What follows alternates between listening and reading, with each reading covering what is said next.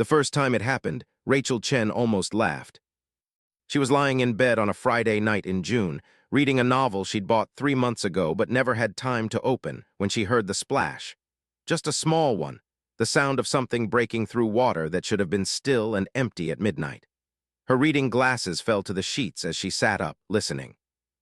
Another splash. Laughter, male voices, young, trying and failing to be quiet. Rachel set her book down and moved to the window, pulling back the sheer curtain just enough to see without being seen. 3 boys were in her pool. The backyard was bathed in moonlight, and she could make out their shapes clearly, splashing around in her water like it was a public park on a summer afternoon. One of them did a cannonball. Another was showing off with an elaborate dive that barely cleared the edge. The third one floated on his back, completely at ease, as if he owned the place. Rachel's first instinct was concern. How had they gotten through the gate? She'd had it locked. She was always careful about that. She lived alone in this house, had lived alone for the past 3 years since the divorce, and safety was something she didn't take for granted. Her second instinct was anger. That was her pool. She'd had it installed 2 years ago before everything fell apart with David, before he'd fought her for everything in the settlement, and she'd had to rebuild her life from the ground up. That pool represented something to her, independence, a place of her own, a beautiful thing that was hers and hers alone. She grabbed her phone from the nightstand and called the police non-emergency line. The dispatcher was polite, professional, and basically useless. "We can send someone by if you'd like, ma'am, but since no one's on your property in a threatening manner, it could take a while. Are you in any immediate danger?" Rachel looked at the boys again. They were just kids, she realized, probably 16, 17 at most. Dumb, but not dangerous, not immediately anyway. "No," she told the dispatcher. "No, I'm not in danger, never mind, I'll handle it." She hung up and stared at them for another minute. Then she got out of bed, pulled on her robe, and walked downstairs. The sliding glass door that led from her living room to the pool deck was still locked. She opened it, and the warm night air rushed in, carrying the sound of chlorine and teenage laughter. The splash of the pool lights illuminated the water in a soft blue glow. "Hey," she called out. The boys froze instantly. All 3 faces turned toward her at the same time, eyes wide with guilt and surprise. "Out now," Rachel said. Her voice was quiet but firm. She'd learned a lot about how to project authority during the divorce proceedings. "You've got 30 seconds. For a moment, they didn't move. Then the oldest-looking one, tall, with dark hair and the kind of confident slouch that came from being attractive and knowing it, started to grin. "Come on," he called out. "It's not that serious. We're just cooling off. You don't even know us. Nobody's getting hurt." Rachel's hands clenched into fists at her sides. "That's my pool. You're trespassing. Get out."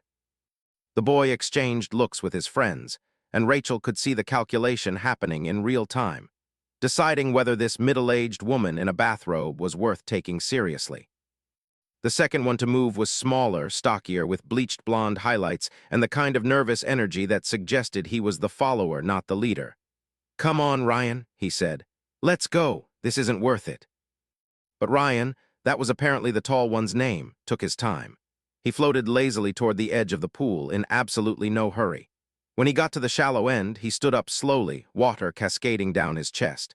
He was muscular in that gym rat way that teenage boys could achieve if they had nothing but time and access to equipment. His shorts dripped onto Rachel's freshly cleaned deck. "You're not supposed to just have a pool and not let people use it," he said. It wasn't quite a threat, but it wasn't quite not one either. "That's like antisocial." "Out now," Rachel repeated. She'd learned not to negotiate with people who were trying to test her boundaries. The third boy was already climbing out, grabbing a towel from the lounge chair. Her towel, the expensive Egyptian cotton ones she'd splurged on, and wrapping it around his waist. He was younger than the other 2, maybe 15, with the kind of soft face that suggested he wasn't quite comfortable with his own body yet. "Come on, Ryan," he said. "She means it. Let's go."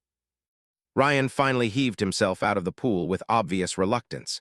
He moved with the kind of deliberate slowness that was clearly meant to demonstrate that he was doing this on his own terms, not because Rachel had told him to. He grabbed a towel, another one of hers, and started toward the gate. "You guys live around here?" Rachel asked. She was trying to remember if she'd seen them before, trying to get a sense of whether this was a one-time thing or if these were her new neighbors. "Couple streets over," the smaller boy said nervously. He was already heading toward the gate like he wanted to be anywhere else. The youngest one followed him without answering. Ryan paused at the gate, one hand on the latch, and turned back. He was still wet, still dripping, still wearing that expression of amused disdain that made Rachel want to grab him by the ears and march him home to his mother. "Don't be like that," he said. "It's just water." "It's my water," Rachel said. "On my property that you broke into through a locked gate." "The gate was like barely locked," Ryan said, "and nobody's gonna know, chill out." He left then, closing the gate behind him with exaggerated care, like he was doing her a favor. Rachel heard them laughing as they walked down the street, the sound of three boys who'd gotten exactly what they wanted and felt no consequences whatsoever. She stood on her deck for a long time after they were gone, looking at the footprints they'd left on her tiles, the water they'd splashed on the ground, the towels they'd left in a damp pile by the lounge chairs. Then she looked at her pool, at the water that was supposed to be her refuge, her place of peace. She went inside, locked the sliding glass door, and went back to bed. She didn't sleep for 3 hours. The second time was worse because it happened while she was home, but pretending not to be. Rachel had learned her lesson from the first incident. The boys had gotten in because they were confident she wouldn't actually do anything to them. They were teenagers after all, and what was she going to do? Call the cops on kids, make a scene. So the second time they came back, 3 weeks later, on a Saturday night when she'd intentionally left her lights off and her car in the garage, she was prepared.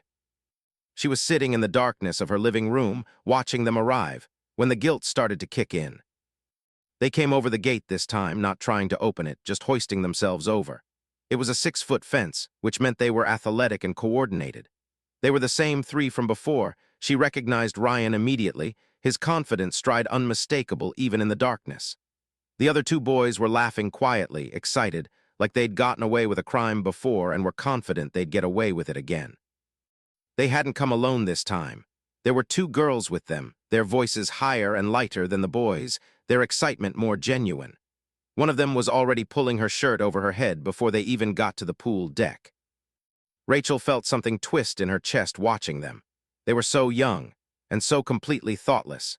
It didn't occur to them for even a moment that they were doing something wrong, not because they didn't understand the concept of private property, but because they genuinely didn't believe the rules applied to them. She watched them slip into the water, watched Ryan do his show-off dive, watched the girls laugh and hang onto the boys' shoulders. She watched one of the boys, not Ryan, the smaller one, the nervous one, kiss one of the girls. She watched her pool become a place for someone else's memories, someone else's first kiss, someone else's perfect summer night. And something inside her crystallized. She didn't turn on the lights, she didn't go out and yell at them. She just sat there in the darkness, her hands folded in her lap, and she made a decision. When she finally stood up and went to her phone, her movements were slow and deliberate, like someone moving through water. By the third time they came back, which was the following weekend, the same time, the same boys with a rotating cast of girls, Rachel had already set her plan in motion. She'd called a security company. They'd installed a state-of-the-art camera system, including night vision that covered every inch of her backyard and the gate. She'd also upgraded the lock on the gate to something more sophisticated, not because she expected it to stop them. They were climbing the fence anyway, but because it proved premeditation. Clear evidence that they knew what they were doing was wrong. She'd also reached out to a lawyer. "Trespassing is a misdemeanor," the lawyer had told her over the phone. His name was Marcus Webb, and he sounded like someone who dealt with this kind of thing before. "Property damage, which includes using your pool without permission in some cases, can be charged separately. But here's the thing, they're minors. The police won't do much unless there's significant damage or a pattern that demonstrates criminal intent. What you're describing is more of a civil matter." "What does that mean?" Rachel had asked. "It means you sue them. They're parents technically. You can recover damages for the use of your property, your time, the replacement cost of the pool, chemicals they're using up. But you'll need documentation. Video, photos, dates, and times build a case." So Rachel had been building a case. The third time they came, she didn't watch from the darkness. She sat in her kitchen with a glass of wine and made notes. She timed their visit, 53 minutes in the water. She documented the number of people, noted the damage to the fence where they'd climbed over, photographed the footprints on her deck. When they finally left, she went outside and took photos of the wet tile, the disturbed pool chemicals, the way they'd trampled her flower beds. She was being strategic. She was being smart. She wasn't being emotional, even though something inside her felt like it was boiling. The fourth time was a Wednesday night in July. The boys came alone, and Rachel heard them before she saw them. The sounds of them scaling the fence, laughing about something one of them had done at school, their voices carrying the casual confidence of people who'd never been told no and actually had it stick. She opened her laptop and pulled up the security footage. The camera was state-of-the-art, crystal clear, timestamp and date embedded in the corner of the frame. She had everything. She had all the proof she needed. And she wasn't going to do anything with it yet. Because Rachel had realized something over the past month of watching and documenting and planning. These boys, and their friends, and their various girlfriends, thought that consequences were something that happened to other people. Thought that being young and attractive and confident meant they could do whatever they wanted and walk away clean. They thought she was someone they could push around. Rachel had spent 3 years, from her marriage to her divorce, learning exactly how wrong it was to underestimate what someone was capable of when you'd push them too far. She'd learned it from David, who thought he could cheat on her, gaslight her, and walk away with the house while she got stuck with his debts. She'd learned it from the lawyers, the judge, the entire system that had essentially told her that she had no recourse except to start over completely alone. She'd learned that sometimes, the only person who would actually protect you was yourself. So when Rachel heard the splash of the fourth intrusion, she didn't open her laptop. She didn't document or photograph. She walked to her window and she watched the boys in her pool and she started to smile.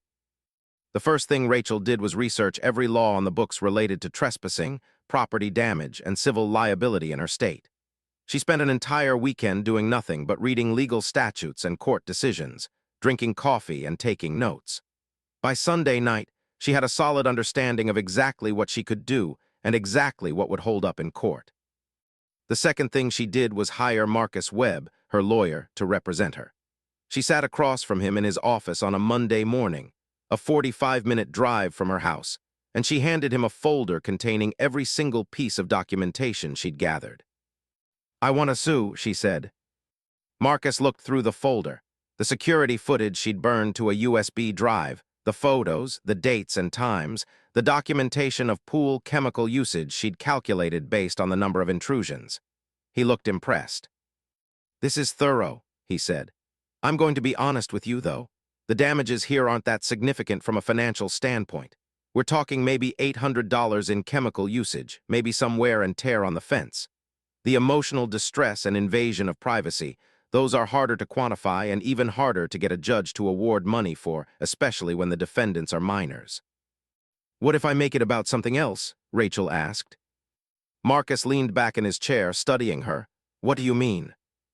"I mean, what if I document that they're breaking and entering, that they're using my utilities without permission, that they're exposing themselves to liability every time they're in that pool? What if I establish a pattern so clear that it's obviously intentional? And then what if I sue for maximum damages?" "You could do all that," Marcus said slowly, "but the end result would likely be the same. A judge might award you a few $1,000s, which the parents would probably challenge, and you'd end up in appeals for 2 years, spending money to chase money you probably won't get. These kids don't have assets. Their parents will claim it's a youthful indiscretion. The judge will probably be sympathetic to the defense." "Then don't sue them," Rachel said. Marcus frowned. "I'm sorry. I said don't sue them. Not yet. Not until I've gathered enough evidence to make this so airtight, so absolutely undeniable, that their parents can't dismiss it as youthful anything. I want them to know very clearly that their kids have been committing crimes on my property and that I have documentation of every single instance." Something flickered across Marcus's face. He'd worked enough divorces and custody cases to understand that Rachel wasn't actually interested in money. She was interested in something much more specific. "You want them to be scared," he said. "I want them to be very, very worried," Rachel corrected. "And I want their kids to understand that there are actual consequences in the world." Marcus studied her for a long moment, then he nodded. "Okay," he said, "here's what we'll do." For the next 6 weeks, Rachel did nothing but document. She upgraded her security system to include audio recording. She marked the calendar on her phone with every single date that the boys came back, and they came back frequently, at least twice a week, sometimes more. She photographed the wear on the fence. She kept meticulous records of every pool chemical she had to replace. She noted the occasions when they brought friends, when they brought girls, when they showed up at different times of day, gradually becoming more and more confident that she wouldn't actually do anything about it. The teenage boys had become like a recurring appointment in her summer. At first, they came in the deep darkness of night, but gradually, as weeks passed, they started coming earlier and earlier, still not openly but less furtively. One afternoon, they came at sunset, while there were still a few families visible in neighboring yards. They moved like they were testing the water with her, seeing how much they could get away with, how openly they could use her property before she actually responded. And Rachel documented all of it. She also did something else. She joined the neighborhood Facebook group and she started paying attention. She saw posts about the vandalism on Maple Street and the car prowler on Fifth Avenue, and has anyone seen suspicious activity near the elementary school? She read about the community concerns regarding youth crime and lack of discipline, and where are the parents? And she listened when people talked about the Thompson house, the one where Ryan apparently lived, and how his parents were always traveling, how his mom had basically given up trying to control him, how everyone knew he was dealing weed to the other kids in the neighborhood. She listened when people talked about the Hendersons' boy, the nervous-looking one, and how his parents had recently gotten divorced, how the divorce was messy, how the boy had started acting out. She listened to the sympathy in people's voices as they discussed how the divorce was probably affecting him, how he didn't have proper supervision. And then she did something that surprised even herself. She knocked on the Hendersons' door one afternoon in early August, when she was pretty sure the nervous boy and his friends would be safely at home, or at least somewhere that wasn't in her pool. Mrs. Henderson, who answered the door, was thin and exhausted-looking, with the kind of permanent crease between her eyebrows that suggested years of stress had become written into her face. She was in her mid-40s, Rachel guessed, though she could have been younger and just aged prematurely by circumstance. "Yes," she said, not quite closing the door all the way. "My name is Rachel Chen," Rachel said. She held out her hand, and after a moment's hesitation, Mrs. Henderson shook it. "I live on Berkshire Road. I'm the one with the pool."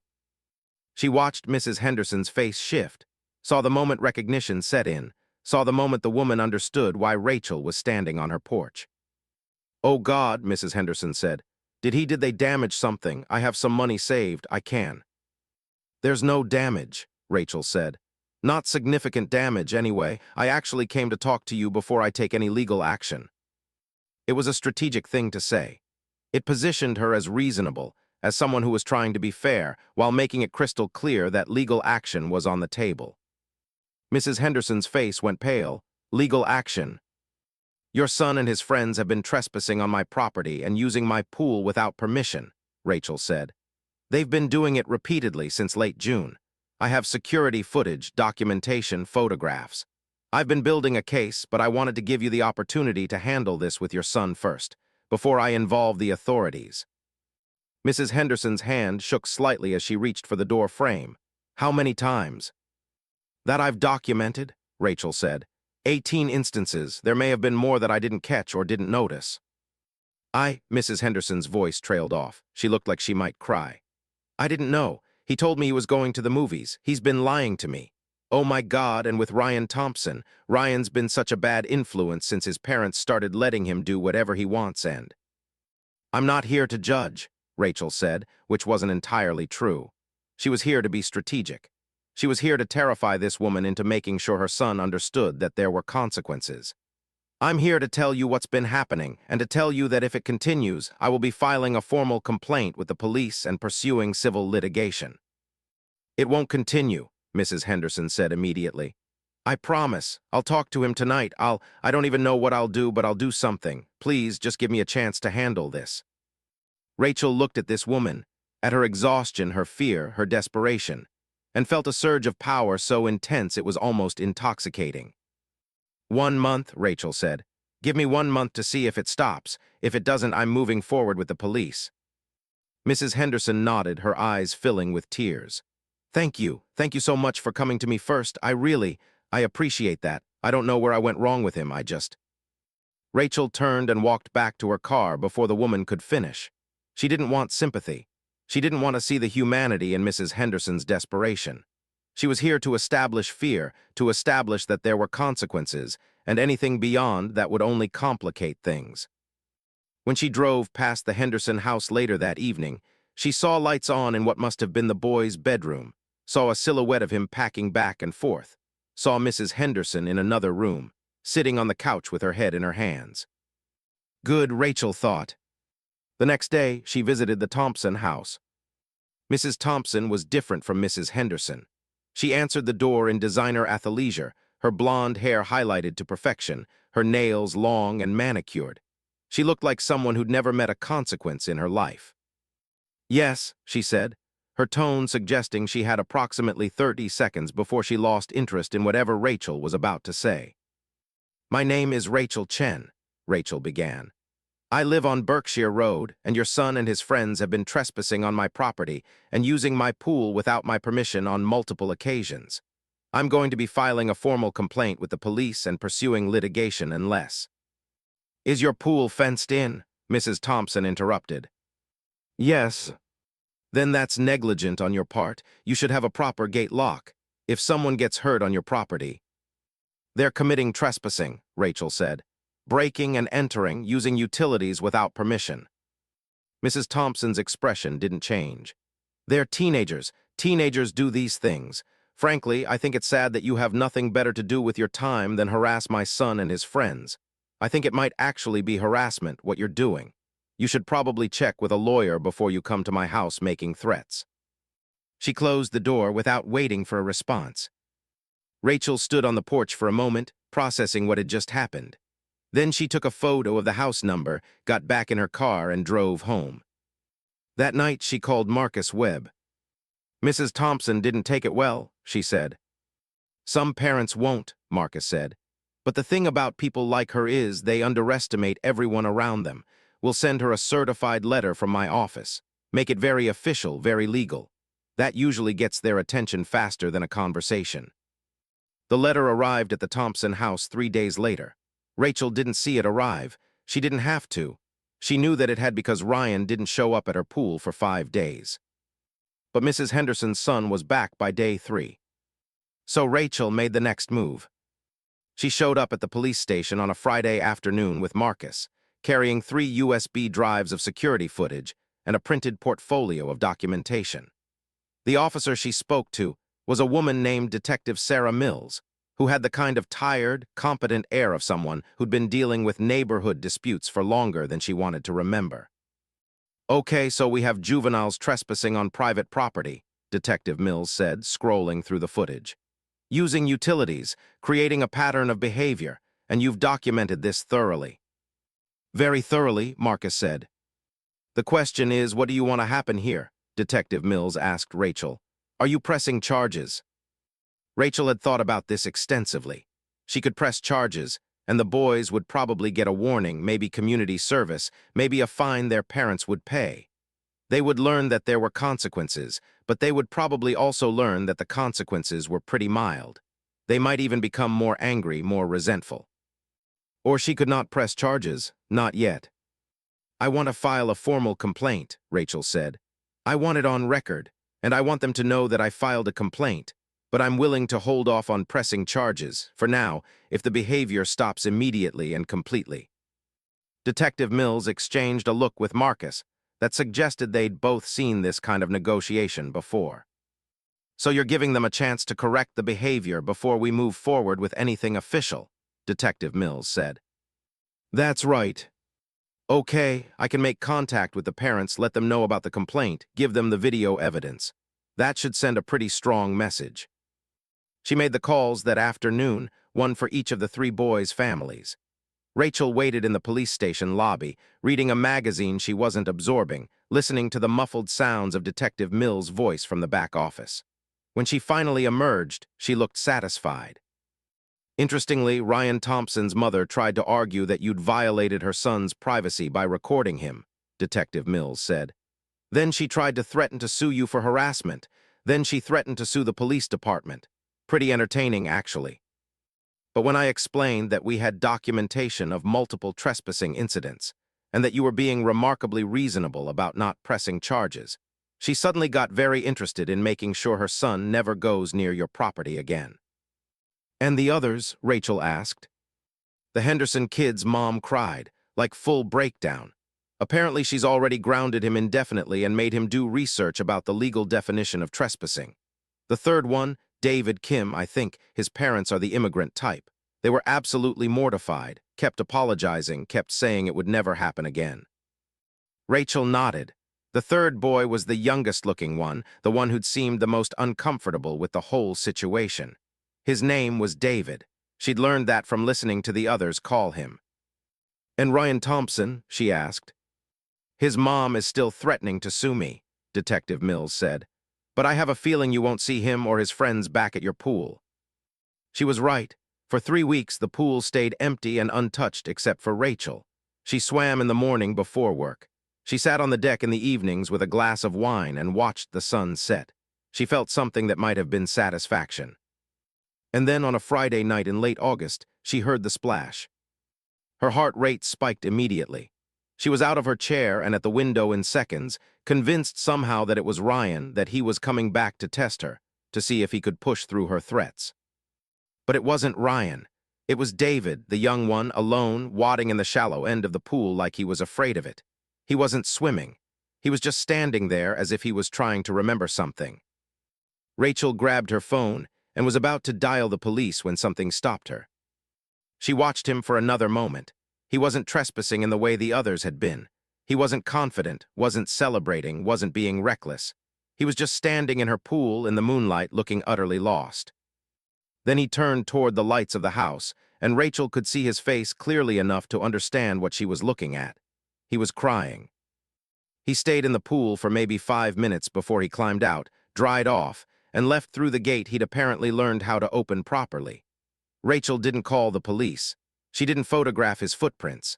She just watched him go, and she made a mental note to check the security footage in the morning.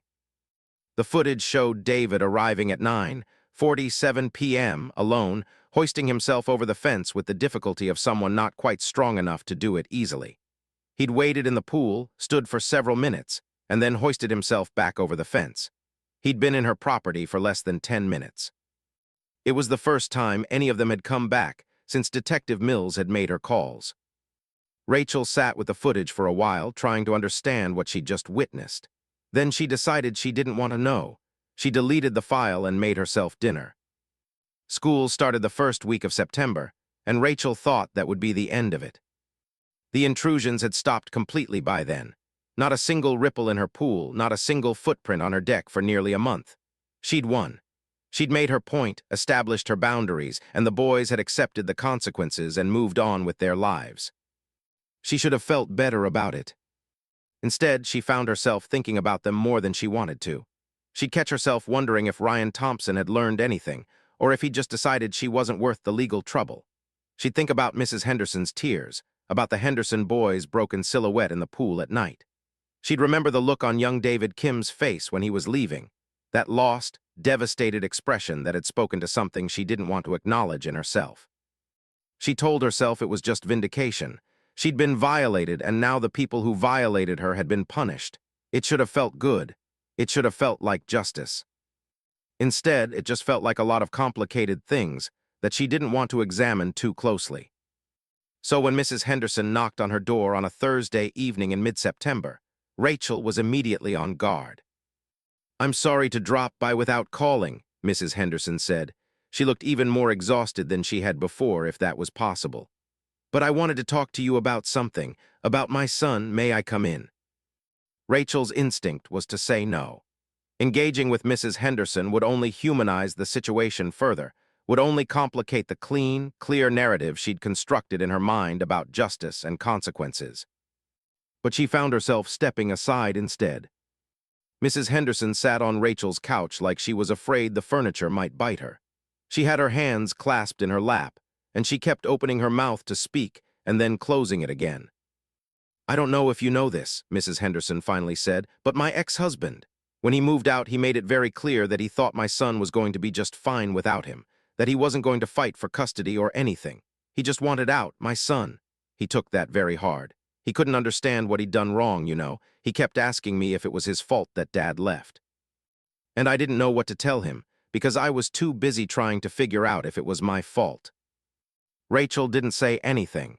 She understood that Mrs. Henderson needed to say this, that she'd probably been rehearsing it since the police called. He started hanging around with Ryan Thompson. I was actually relieved, Mrs. Henderson continued.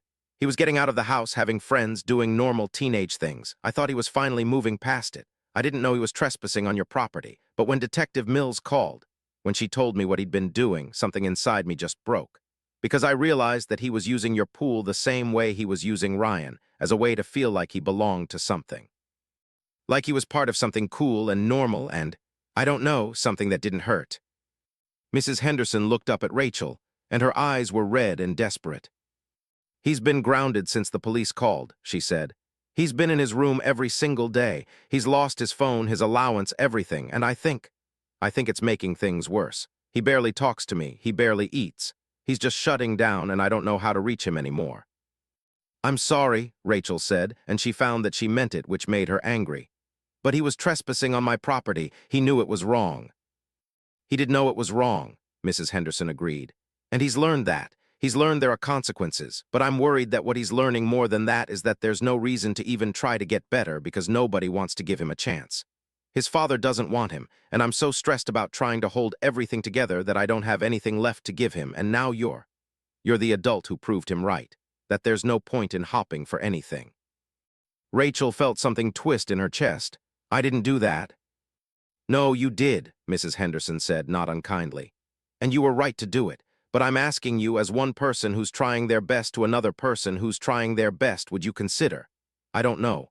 Would you consider giving him a chance to make it right? Let him apologize. Let him do something to make amends. I'm not asking you to drop the charges or anything. I just think if he could do something, if there could be some kind of resolution that wasn't just punishment, it might actually help him start healing instead of just shutting down. Rachel looked at this woman, at her desperation, her fear, her complete and total vulnerability, and she realized that she was looking in a mirror. She'd been that woman 3 years ago, going in front of a judge, begging for him to understand that she was trying her best, that she deserved a break, that the system was crushing her. And the judge had been polite but unmoved, had explained that his job wasn't to feel sympathy but to interpret the law, that she would have to move forward the best she could with what the law allowed her. She'd thought that would teach her not to expect mercy. Instead, it had taught her that the world was fundamentally unjust and cruel, and that the only way to survive was to stop hopping for mercy and start dealing it out herself, or demanding it back. Let me think about it, Rachel said, which wasn't what she meant to say but was what came out anyway. Mrs. Henderson nodded and relief washed over her face. Thank you, that's all I'm asking, just think about it. After she left, Rachel sat on her couch for a long time, watching the light fade from the sky through her windows. The next day, Rachel did something she hadn't done in years. She called her therapist. Dr. Patricia Okonkwo had been her divorce therapist, the person who'd helped her untangle the emotional devastation of discovering David's infidelity and the subsequent legal nightmare of fighting him for her share of their assets. Rachel had stopped going to her sessions about 6 months into being alone, had decided that she'd processed enough and just needed to move forward. But she still had Dr. Okonkwo's number in her phone. Rachel, Dr. Okonkwo said warmly when she picked up. It's been over a year? More than 2, Rachel corrected. I'm calling because I did something that I thought was justified at the time, but now I'm not sure, and I need to talk to someone who won't judge me for it. So she told her. She told her about the boys, the pool, the intrusions, the documentation, the conversations with the parents, the police complaint. She told her about the satisfaction she'd felt when Mrs. Thompson had been forced to acknowledge that her son was in trouble. She told her about the terrified look on Detective Mills' face when she'd called Mrs. Thompson's bluff about suing for harassment. And she told her about David Kim, standing alone in her pool at night, crying. Do you feel guilty? Dr. Okonkwo asked when she was finished. I feel like I should feel good about this, Rachel said. These kids were breaking into my house. They were using my property without permission. They were testing my boundaries to see how far they could push. I documented everything. I reported it to the police. I gave them an opportunity to understand that there were consequences. That's what responsible adults do. Those are all things you did, Dr. Okonkwo said, but I asked if you feel guilty. I feel like I'm vindicated, Rachel said stubbornly. I feel like I finally stood up for myself after years of not standing up for myself. I feel like I made it clear that I'm not someone who can be pushed around. Those feelings are valid, Dr. Okonkwo said. I'm not questioning whether they're justified. I'm asking if there's another feeling underneath them. Rachel was quiet for a long time. I don't want to have another feeling underneath them, she finally said. I want to be allowed to just feel good about this. I've been treated badly. I've been made to feel small and stupid and powerless. These kids did something to me and I made them face consequences. That should be enough. Should be, but isn't, Dr. Okonkwo asked gently. But isn't, Rachel admitted. She thought about Mrs. Henderson's words for the next 3 days. She thought about David Kim standing in her pool, crying. She thought about Ryan Thompson's mother, so confident that she could dismiss the entire situation as someone else's problem. She thought about Mrs. Henderson's own devastation, about the fact that she was clearly doing her best with an impossible situation and still not doing well enough. And then she thought about herself, 3 years ago, begging for compassion from a system that had none to give. On Sunday morning, she made a phone call. "This is Sarah Mills," the detective answered. "Hi, Detective Mills. This is Rachel Chen. I wanted to call about the trespassing complaint I filed regarding the 3 juveniles." "Yes, what about it?" "I want to modify it," Rachel said. "I want to rescind my intention to press charges." There was a pause on the other end of the line. "Can I ask why?" Detective Mills asked. "Because I think they've learned their lesson," Rachel said. "And because I think pressing charges would be more about punishing them than about justice. I think I wanted to hurt them because I was hurt, and now that I'm thinking about it more clearly, I realize that I got what I needed from this situation just by reporting it and making it clear that there are consequences. I don't need to take it further." Another pause. "Okay," Detective Mills said. "I'm going to be honest with you. I think you're making the right choice. I deal with a lot of parents who never give their kids the opportunity to learn from a mistake because they're too busy punishing them. This takes maturity." After she hung up, Rachel felt something shift inside her chest. Not relief exactly, but something lighter. Some of the weight she'd been carrying for the past 2 months seemed to ease.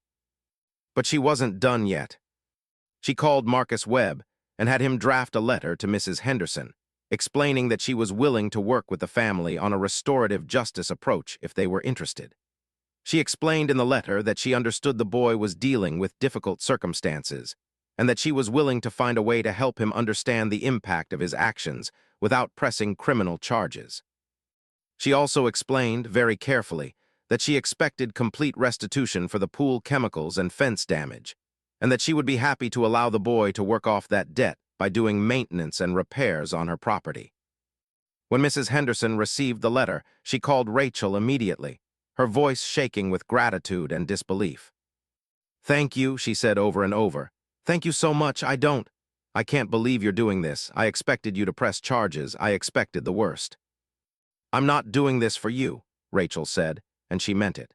"I'm doing this because I think there's a better way to handle this, and because I believe your son is capable of learning from this experience if given the right circumstances." "He is," Mrs. Henderson said immediately. "He's a good kid, Rachel. He really is. He just made some bad choices, and I think he's learned his lesson." David Kim showed up at Rachel's house the following Saturday morning, still moving with that uncomfortable slouch that suggested he was perpetually afraid of his own body. He was cleaner than she'd ever seen him, dressed in actual shoes and everything. His mother was with him, hovering in the background like she was afraid that if she let him out of her sight, he'd spontaneously combust into poor choices again. "Thank you for giving him this opportunity," Mrs. Kim, Rachel's preferred terminology for Mrs. Henderson, whose actual last name was Kim and who had decided to keep it after the divorce, said. "He's been really looking forward to this." David did not look like he had been looking forward to this. He looked like he was preparing to climb Mount Everest in his sneakers. "I'll leave you two to discuss the specifics," Mrs. Kim said. "David, please be respectful. Rachel, please call me if you need anything." Rachel walked David around her backyard, pointing out the damage to the fence, explaining the pool chemistry, showing him the worn spots on the deck from where he and his friends had climbed in repeatedly. She'd actually spent the week before documenting all the damage as if she was creating a detailed repair manual, because she wanted him to understand the full extent of what his actions had cost her. "I had to replace the pool chemicals 3 times because of the intrusions," she explained. "The fence has damage that's going to cost about $300 to properly repair. The wear on the deck is cosmetic but visible. And then there's the time I spent documenting all of this, dealing with the police, dealing with your mother and Ryan's mother. I value my time at about $50 an hour, which means you're already at about $700 in debt to me if we count all the hours I spent on this situation." David listened to all of this without interrupting, his face growing redder and redder. "I can pay you," he said quietly. "I have some money from my birthday, not all of it, but some." "Actually, I have a different idea," Rachel said. "I'd like you to work it off. I can use someone to help me with yard maintenance and repairs. The fence repair I'll hire someone for, but the damage to the deck, the overgrown hedges, the mulch that needs replacing in the flower beds, all of that you can do. I'll pay you $15 an hour and we'll call it even when you've worked off the debt." David's eyes widened. "Really?" "Really, but there are conditions. First, you work every Saturday and Wednesday afternoon for the next month, unless I specifically tell you not to. Second, you tell me truthfully about why you were sneaking into my pool, not the surface reason, the real reason." David looked away. He was quiet for a long time. "The one time I came back alone," he said finally, "I don't know, my parents had just told me about the divorce. It was finalized that day, and I just felt like everything was falling apart, you know? And I knew my mom would cry if she saw me being upset, so I just needed to go somewhere and feel like I wasn't alone. But I wasn't brave enough to, go to Ryan's house or something. So I just came here and stood in your pool because at least there I felt like I was part of something." Rachel felt something in her chest tighten. She recognized that feeling. She'd had it after the divorce was finalized for her, that desperate, drowning sensation of not knowing who you were anymore without someone else to define you. "Okay," she said. "Starting tomorrow, no wait, today I'll have work clothes for you. There's a shed in the back. You can put your regular clothes there while you work. We'll start with the flower beds. Sound good?" David nodded, relief washing over his face. What happened over the next month was something Rachel hadn't anticipated or planned for. David showed up every Saturday and Wednesday afternoon, and he worked his ass off. He raked leaves and pulled weeds and dug out dead plants and replaced them with new ones. He power washed the deck and repaired the fence with the help of a contractor Rachel hired. He organized the shed and fixed the gate lock so it actually worked properly. And every time he finished his work, Rachel fed him. The first time was accidental. David had been working for 4 hours and was clearly hungry, and Rachel had sandwiches in her refrigerator, so she offered him one. The second time, she anticipated it and made something more substantial. By the third week, she was preparing actual meals: lasagna one afternoon, grilled chicken and rice another, her mother's dumpling recipe on the fourth week. "You don't have to do this," David said one afternoon, looking uncomfortable as he sat at her kitchen table eating pad thai that Rachel had spent 2 hours making. "I know I don't," Rachel said, "but you're working hard and you should eat. Besides, I enjoy cooking and I don't have anyone to cook for, so you're kind of doing me a favor." This was true, though it was a truth she'd been avoiding for the past 2 months. She lived alone. She cooked elaborate meals and then froze them or threw them away. She'd become one of those people who did everything alone, who had given up on the idea of sharing her life with anyone. "My mom thinks we're friends now," David said carefully. "She keeps asking me about you. She seems way less worried about everything, which is weird because I thought she'd be more worried because I'm here at your house." "You're not here for bad reasons," Rachel said. "You're here to work off a debt and learn about consequences and responsibility. Your mom's probably relieved that you're doing something productive instead of falling apart." "Yeah, I guess," David said. "But also I think she feels like someone's helping her, you know. Like she's been so stressed about everything, and now she's less stressed because she knows where I am and what I'm doing." Rachel understood that too. There had been a period after the divorce when the simple act of anyone, knowing where she was and what she was doing had felt like a lifeline. It meant that she mattered, that she existed, that someone was thinking about her existence and not leaving her completely alone in it. "Well, it's fine," Rachel said. "It's good that you're helping her feel better. In the second week of October, about 3 weeks into David's work debt, something happened that Rachel wasn't expecting. Ryan Thompson showed up at her gate. Rachel was inside making soup when she heard the knock. She didn't open it immediately, just waited to see if he'd leave or if he'd actually persist. He persisted, knocking again, this time harder. When she opened the door, he had the audacity to look nervous. "What do you want?" Rachel asked. I need to apologize," Ryan said. He wasn't doing his usual confident slouch. He was standing relatively straight and his jaw was clenched. "For the trespassing, for using your pool without permission, for being disrespectful when you told us to leave. I shouldn't have done any of that." "Okay," Rachel said. She wasn't going to make this easy for him. "I talked to my mom about what you told her," Ryan continued. "About potential legal action and stuff, and she's hired a lawyer and the lawyer said that I should apologize and try to make it right. So, I'm apologizing, and if there's anything I can do to make it up to you, I'll do it." Rachel examined his face, trying to figure out if this was genuine or if he was just following his mother's lawyer's advice.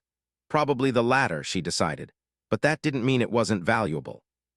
"I've already worked out a restorative justice situation with David Kim," Rachel said. "He's working off his debt through yard work and repairs." Ryan's face brightened. "I could do that too, I could." "No," Rachel said. "You already got your chance to understand that there are consequences. You got it through legal action and the threat of charges. That's your consequence. David got his chance through actual repairs. You don't get both." "Oh," Ryan said. He deflated a little. "So, what am I supposed to do?"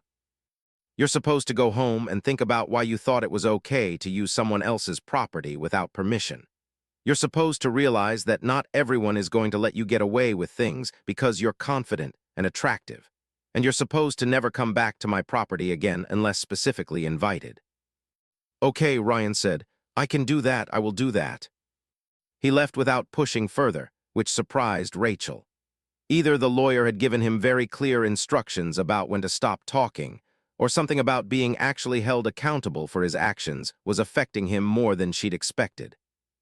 By the time November arrived, David Kim had completely worked off his debt, and yet he kept showing up on Saturday and Wednesday afternoons. Rachel had stopped paying him, but he kept coming anyway. His presence had become so normal that the house felt strange when he wasn't there. "My mom's dating someone," David told Rachel one afternoon in late November as they were raking leaves in the front yard. "A guy from her work. They've been out on like 3 dates. She seems really happy." "That's good," Rachel said, and meant it. She was genuinely glad that Mrs. Kim seemed to be finding her way to some kind of happiness or normalcy. "Yeah," she said, "it's because of you," David said. "Because you gave me a chance and that made her feel like things could get better, like maybe the divorce wasn't the end of everything." Rachel wasn't sure how to respond to this. She hadn't done anything remarkable. She just decided not to press charges. "You gave yourself a chance," she said finally. "I just provided the opportunity. You actually showed up and did the work." "Still," David said, "I think you probably saved my life, not like literally, but like mentally. I was in a really bad place. I think I might have done something really stupid if everything had just kept getting worse." Rachel stopped raking. She looked at this 17-year-old boy who'd broken into her pool and been so lost in his own pain that he didn't even seem to understand that he was doing something wrong, and she realized that mercy wasn't weakness. It was actually one of the strongest things you could do. "I'm glad I could help," she said. It was David who first noticed that something was wrong with Rachel. She'd been feeling off for the past couple of weeks, tired in a way that coffee couldn't fix, and with occasional sharp pains in her side that she was probably ignoring more than she should have been. But she wasn't going to turn into one of those people who thought every small ache was a sign of imminent death. "You look really pale," David said one afternoon. "Are you okay? Do you need me to call someone?" "I'm fine," Rachel said, which was a lie. She'd actually felt dizzy getting out of bed that morning and had had to sit down for 10 minutes before she could function. But she wasn't going to be a burden to this kid. She wasn't going to be another person he had to take care of. "You're not fine," David said. He had his phone out, seemingly ready to call 911. "You don't look fine. When's the last time you went to the doctor?" "I don't need a doctor," Rachel said. "I just need to rest." But David wouldn't drop it. He made her sit down. He made her drink water. He called his mother without asking Rachel's permission, and within 20 minutes, Mrs. Kim was there, and Rachel was being ushered to the hospital while she protested that it was completely unnecessary. It turned out it was not completely unnecessary.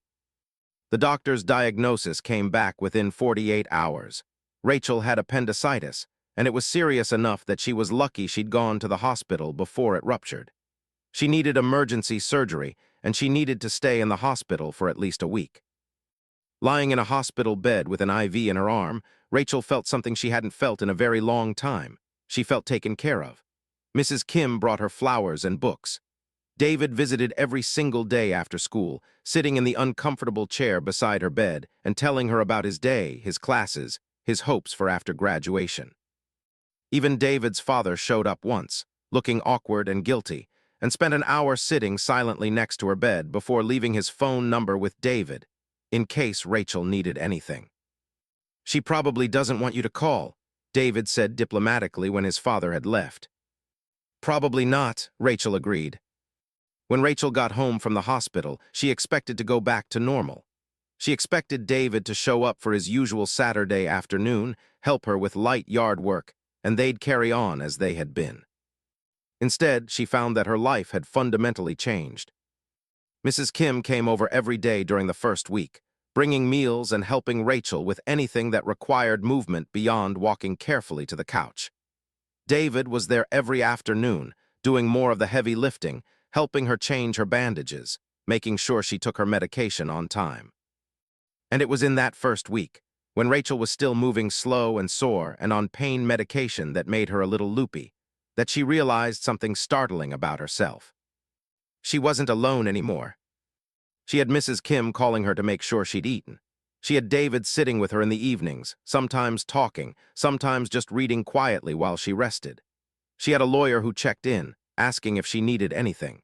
She had a therapist she was talking to on the phone, because Dr. Okonkwo had been checking in on her since the original therapy sessions and had insisted on regular calls.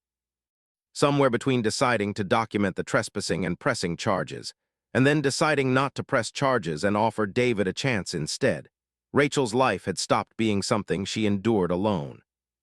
It was David who first realized that something was happening with the other boys.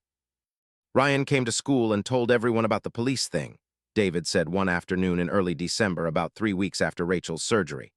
"And he was like trying to play it cool, making a joke about it. But I could tell he actually felt bad, like genuinely bad. And then Chris, you remember Chris, he was the other boy with us. He like transferred schools or something. His mom pulled him out and put him in some fancy private school. I think his family's freaking out." Rachel wasn't particularly interested in what was happening with Ryan or Chris. She'd moved on from the whole situation in her mind, had decided that her payback had been in offering David a chance and finding something genuine in that choice. But David seemed to need to talk about it. "I think Ryan's like different now," David said. "He doesn't play the same games, he's still confident and whatever, but he's not. He's not trying to get away with stuff, you know.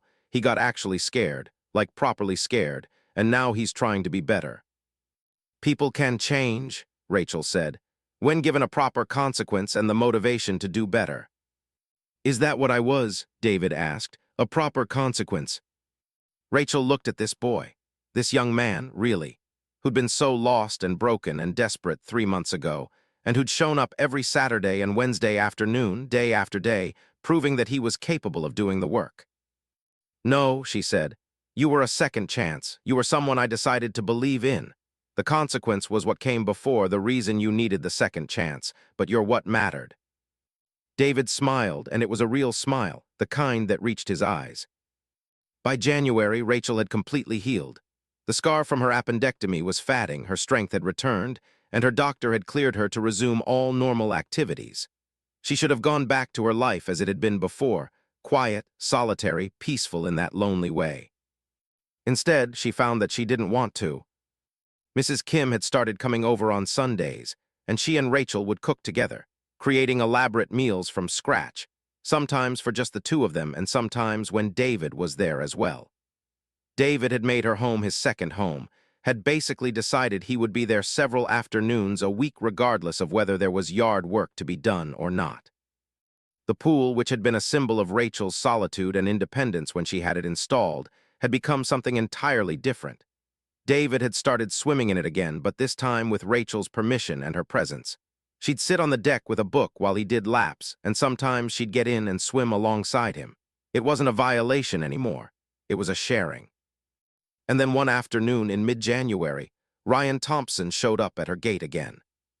Rachel was in the pool with David doing a casual breaststroke when she saw him standing there. For a moment, she was angry again. This was her space, her sanctuary, and she didn't want him here. Then she saw that he wasn't alone. He had Chris with him, the nervous boy who'd transferred schools. And they both looked like they'd been sent to perform a task they didn't particularly want to perform. Rachel climbed out of the pool and grabbed a towel, and David climbed out right behind her, positioned in a way that suggested he felt protective of Rachel against these intrusions.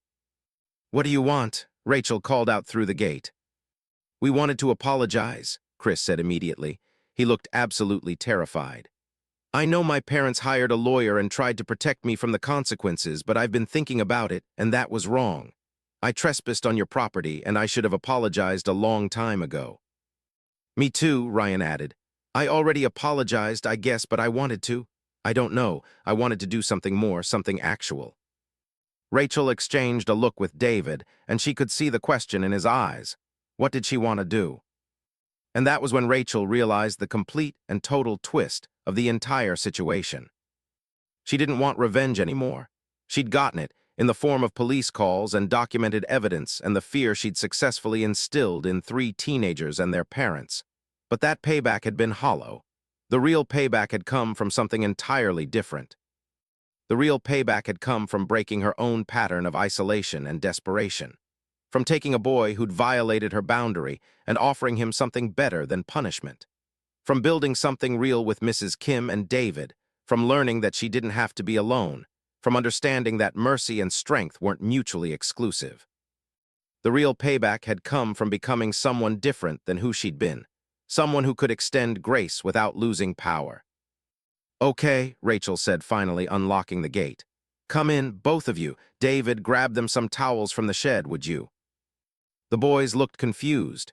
Rachel realized they'd probably been expecting her to yell at them, to reject them, to press charges now that they'd shown up at her house. "You want us to swim?" Chris asked carefully.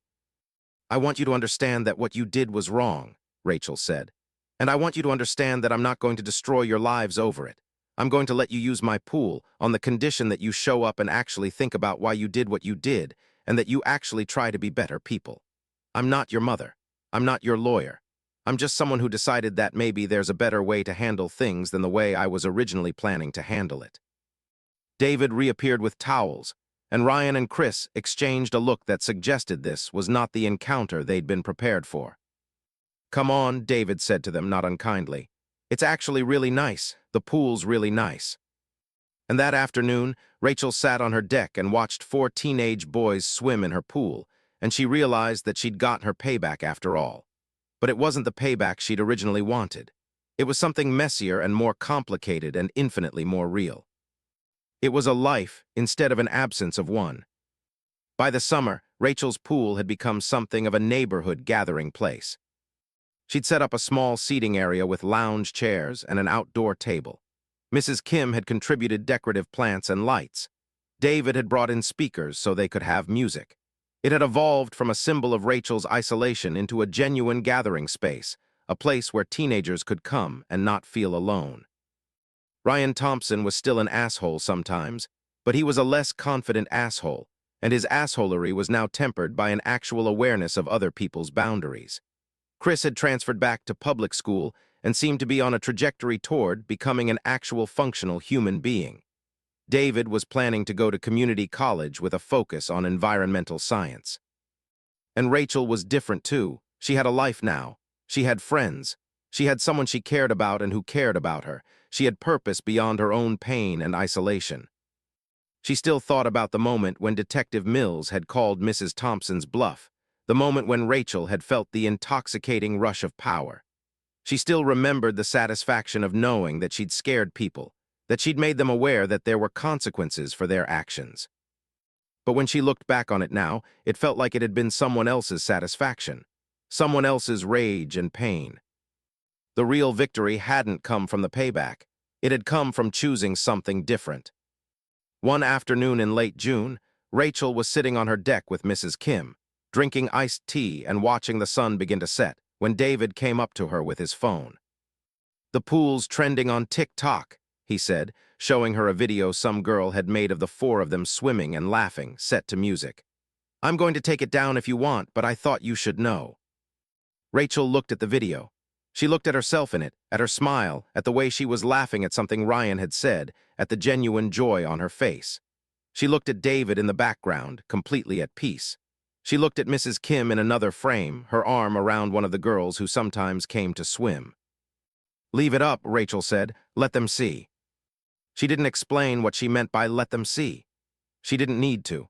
Mrs. Kim understood from the expression on Rachel's face that what she meant was, let them see that there's a different way to respond to violation, a different way to handle pain, a different way to be in the world. Let them see that the ultimate payback isn't vengeance. It's becoming someone so whole, so complete in yourself, that you can extend grace to people who didn't deserve it and still be stronger for doing it. Let them see that the real victory is a life worth living, a pool filled with laughter, a kitchen that smells like cooking, friends who show up, a future that doesn't feel like it's happening to you, but like you're building it yourself. Rachel raised her glass to the sunset, and Mrs. Kim raised hers too, and they drank to the strange alchemy of mercy and justice, of boundaries and connection, of taking what hurt you and transforming it into something beautiful. The pool water caught the last rays of sunlight as the boys splashed and played, and Rachel thought, for the millionth time since deciding not to press charges, that this had been the right choice. Not because these boys deserved forgiveness, but because she deserved a life that was more than just pain and payback. And somehow, in giving them the chance to be better, she'd given herself permission to be better too.